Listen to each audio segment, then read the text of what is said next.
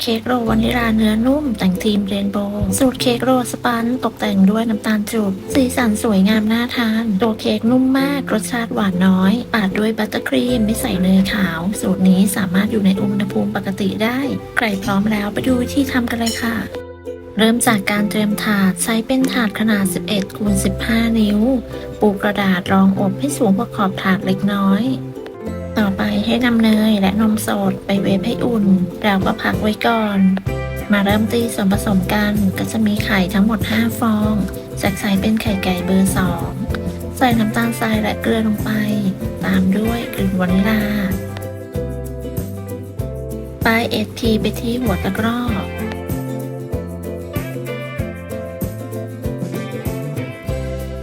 ร่อนแป้งและผงฟูลงไปในโถ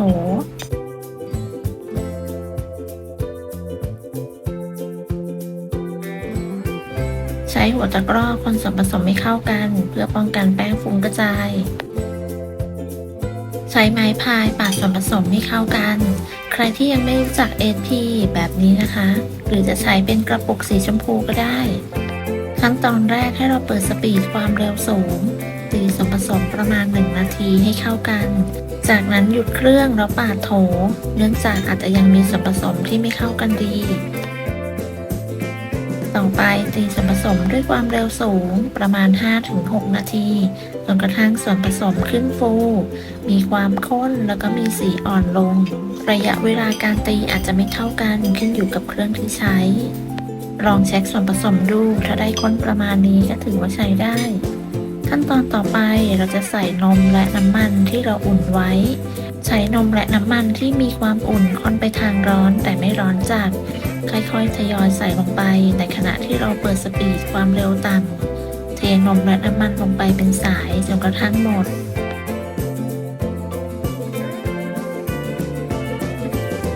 จากนั้นตีส่วนผสมต่อด้วยความเร็วปานกลางใช้เวลา2นาทีแล้วลดสปีดความเร็วลงเป็นความเร็วต่ำตีอีก1นาทีเพื่อให้ได้ส่วนผสมที่เนียนนำส่วนผสมเทลงในถาดที่เราเตรียมไว้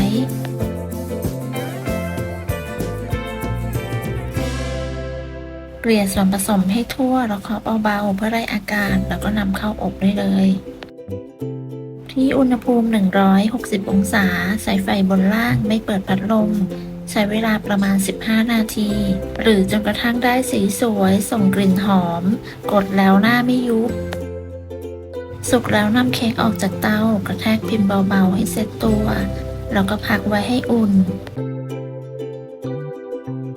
พักเค้กไว้ให้อุ่นๆจากนั้นกลับด้านดึงกระดาษที่รองอบออกจะใช้กระดาษใบเดิมม้วนหรือว่าจะเปลี่ยนกระดาษก็ได้จะใช้กระดาษใบเดิมม้วนเพื่อให้เค้กม้วนง่ายขึ้นโดยม้วนไว้หลวมๆแล้วก็พักไว้ให้เค้กเย็นระหว่างที่รอให้เค้กเย็นเราก็ไปตีบัตเตอร์ครีมกันใส่เป็นเนยเค็มจะใส่เป็นเนยผสมเปิดสปีดความเร็วสูงใช้หัวตีแบบใบไม้ตีเนยให้อ่อนนุ่มและกระจายตัวจากนั้นหยุดเครื่องแล้วปาดโถ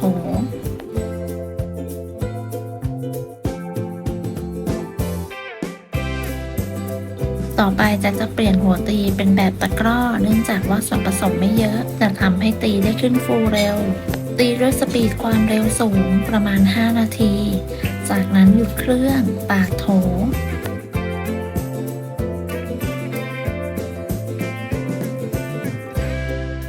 หากครีมยังไม่ขึ้นฟูดีก็ตีต่ออีก5นาทีด้วยความเร็วสูง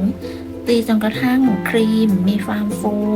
เบาและมีลักษณะสีอ่อนลงหรือสีครีมสีขาว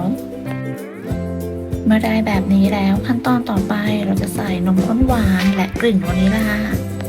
หรือใครจะเปลี่ยนเป็นกลิ่นบัตเตอร์มิลค์หรือกลิ่นนมเนยก็ตามชอบได้เลย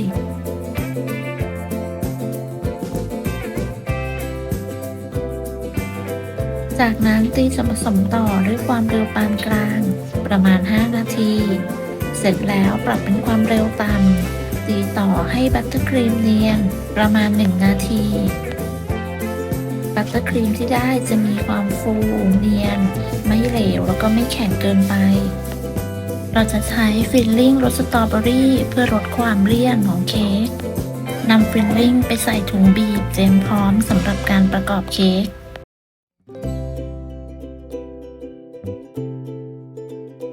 เค้กที่ม้วนไว้นำมาคลี่ออกแล้วก็ปาดด้วยบัตเตอร์ครีมบางๆหรือว่าถ้าใครชอบหนาๆก็ปาดหนาๆได้ตามชอบตัดปลายเค้กให้เฉียง 45 องศาแล้วกรีดด้านที่เราจะม้วนบางๆ 3-4 เส้นจะช่วยให้ม้วนได้ง่ายขึ้นจากนั้นนำฟิลลิ่งที่เราใส่ถุงบีบไว้มาบีบลงบนหน้าเค้กม้วนเค้กไปข้างหน้าเราก็ใช้ไม้บรรทัดหรือไม้สำหรับม้วนเค้กช่วยรัดให้แน่นจากนั้นก็จะพักเค้กไว้ให้เซ็ตตัวประมาณ 30 นาทีวันนี้เราจะตกแต่งเพิ่มความสวยงามด้วยน้ำตาลจุกธีมเรนโบว์เค้กที่ม้วนไว้นำออกมาเราก็ปาดด้วยบัตเตอร์ครีมบางๆด้านบนเพื่อเวลาวาง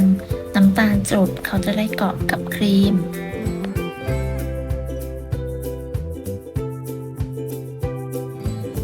โรยน้ำตาลจุดเรนโบว์ให้ทั่วเนื้อเค้กเลยค่ะเสร็จแล้วก็นำมาจัดแบ่งได้ตามต้องการได้เลยเค้กโรลวานิลาสูตรนี้เนื้อเค้กนุ่มมากหอมกลิ่นวานิลาตกแต่งด้วยน้ำตาลจุดเรนโบว์ก็เพิ่มสีสันให้สวยงามและก็น่าทานยิ่งขึ้นตัวเค้กสามารถอยู่ในอุณหภูมิปกติได้นานไม่ละลายอยู่นอกตู้เย็นได้ประมาณ 2 วันแต่ถ้าอยากให้เค้กมีอายุนานขึ้นก็แนะนำให้ใส่ตู้เย็นขอบคุณสำหรับการติดตามรับชมคลิปนี้หากเพื่อนๆชอบก็อย่าลืมกดไลค์กดแชร์กดติดตามเพื่อเป็นกำลังใจให้กันด้วยค่ะสำหรับคลิปนี้ต้องลาไปก่อนพบกันใหม่ในคลิปหน้าสวัสดีค่ะ